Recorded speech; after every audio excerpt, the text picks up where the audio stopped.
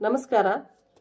ನಮ್ಗೆಲ್ಲರಿಗೂ universe ಕಡೆಯಿಂದ ಹಾಗೆ ನಮ್ಮ ಏಂಜಲ್ಸ್ ಇರ್ಬೋದು, ನಮ್ಮ ಪಿತೃ ದೇವತೆಗಳಂತ ಕರಿತೀವಿ, ಇವ್ರ ಕಡೆಯಿಂದೆಲ್ಲ ಏನು ಗೈಡೆನ್ಸ್ ಸಿಗ್ತಾ ಇದೆ, ಇವರೆಲ್ಲ ನಮ್ಮನ್ನ ನಾವು ಇನ್ನೂ ಹೇಗೆ ಬೆಟರ್ ಮಾಡ್ಕೋಬೇಕು ಅಂತ ಹೇಳ್ತಾ ಇದ್ದಾರೆ ಅಂತ ನೋಡೋದಾದ್ರೆ ಫರ್ಗಿವ್ನೆಸ್.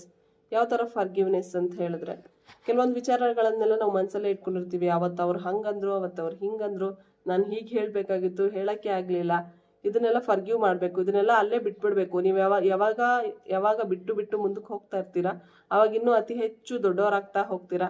ನೀವು ಯಾವುದೇ ವಿಚಾರಕ್ಕೂ ತಲೆ ಕೆಡಿಸ್ಕೊಳ್ಳೋದಕ್ಕೆ ಹೋಗಲ್ಲ. ಈ ಫರ್ಗಿವ್ನೆಸ್ ಮಾಡ್ತಾ ಬರೋದ್ರಿಂದ ನಿಮಗೆ ಸಿಗ್ಬೇಕಾಗಿರುವಂತಹ ಎಲ್ಲ ಎನರ್ಜಿಗಳು ಕೂಡ ನಿಮಗೆ ಸಿಗ್ತಾ ಹೋಗುತ್ತೆ. ಯಾಕಂದ್ರೆ ಫರ್ಗಿವ್ ಮಾಡ್ತಾ ಮಾಡ್ತಾ ನೀವು ಹಳೇದಕ್ಕೆ ಯಾವುದಕ್ಕೂ ಸ್ಪೇಸೇ ಕೊಟ್ಟಿರೋದಿಲ್ಲ. ಯಾವಾಗ ಸ್ಪೇಸ್ ಇರುತ್ತೆ ಅವಾಗ ಹೊಸ ಹೊಸ ಎನರ್ಜಿಗಳು, ಹೊಸ ಹೊಸ ವೈಬ್ರೇಷನ್ಸು, ನಿಮ್ಮ ಹೈಯೆಸ್ಟ್ ಗುಡ್ಗೆ ಬೇಕಾಗಿರುವಂಥ ಎಲ್ಲ ರೀತಿಯ ಒಳ್ಳೆ ಎನರ್ಜಿಗಳು ನಿಮಗೆ ಕನೆಕ್ಟ್ ಆಗ್ತಾ ಹೋಗುತ್ತೆ. ನೀವು ಅಂದ್ಕೊಂಡಿರುವಂಥ ಕೆಲಸಗಳು ಎಲ್ಲ ಒಳ್ಳೆ ರೀತಿಯಲ್ಲಿ ನಡ್ಕೊಂಡು ಹೋಗೋಕ್ಕೆ ಸಾಧ್ಯ ಆಗುತ್ತೆ. ಸೊ ಹೀಗೆ ನೀವು ಎಲ್ಲದನ್ನು ಫರ್ಗಿವ್ ಮಾಡ್ತಾ ಬರಬೇಕು, ಎಲ್ಲರನ್ನು ಫರ್ಗಿವ್ ಮಾಡ್ತಾ ಬರಬೇಕು. ನಿಮ್ಮ ಮನಸ್ಸಲ್ಲಿರೋರ್ನು ಕೂಡ, ಹಾಗೆ ನಿಮ್ಗೆ ಯಾರಾದರೂ ಹರ್ಟ್ ಮಾಡಿದ್ರೆ ಅವ್ರನ್ನೂ ಕೂಡ ಫರ್ಗಿವ್ ಮಾಡ್ತಾ ಬರಬೇಕು.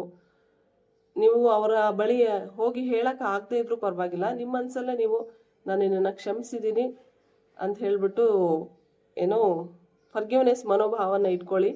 ಆಗ ಎಲ್ಲವೂ ಕೂಡ ನಿಮ್ಮ ಮನಸ್ಸಿಂದ ನೀವು ಅವರನ್ನು ಹೊರಗಡೆ ಹಾಕ್ತೀರಾ. ನಿಮ್ಮ ಮೈಂಡ್ ಫ್ರೀ ಆಗುತ್ತೆ.